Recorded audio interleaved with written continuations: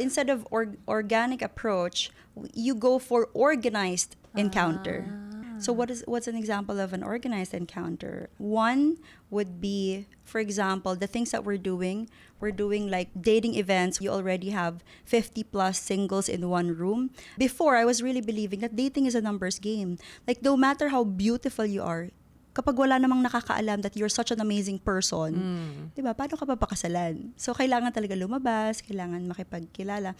Pangalawa, part din ng organized encounter is reto. I'm very fond of reto because basically what we're doing, matchmaking, it's just professional reto, organized reto. Yes. Making sure na kilala namin yung taong ipapakilala sa'yo, vetted, background check, at we can confidently tell you, that guy is a catch. Oh So, my parang reto gosh. din. Now that you're mentioning that, hindi pala ako organic encounter.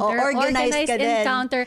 Organic encounter kami in the sense that my now husband, saw me at a basketball game watching. So yun yung parang, That's the she's organic single. part. Yes. Yes. The organized encounter is, he texted our common tita. May nagpakilala, my Yes. love. So we have a common tita who he asked, Tita Didi, sabi ni Tita Didi, yeah, she's single now. Sige, I'll connect you to, I'll give you her number. So, parang maganda yung both, yes, organic, pero may pagka-organized din. And you're right, because the tita who knew me knew my past heartbreak. So, she knew, hindi niya ako papakilala sa isang lalaking alam niyang Kung sasaktan loko-loko. lang ako, Yes. loko-loko, hindi seryoso. So, parang na-vet din ng tita mo. Kasi if your Yes. tita knew that the guy is bad news, she'd probably not introduce him to you. So, na-love at first sight pala sa yung husband mo? Sorry na.